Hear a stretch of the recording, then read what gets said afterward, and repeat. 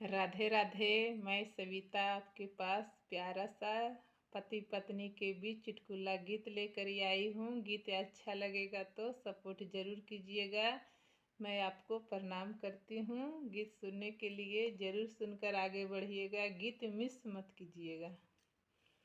लाज वाला बतिया जना करी है ए बलमुआ हो करे जा छुएला हो करे जा छुएला।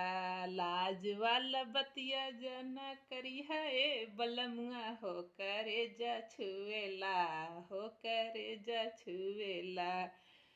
तोहर मीठी मीठी बोलिया हो करे जा छुएला हो करे जा छुएला। जैसे बनामा में कुहकेला कोयलिया हो करे जा छुएला हो करे जा छुएला।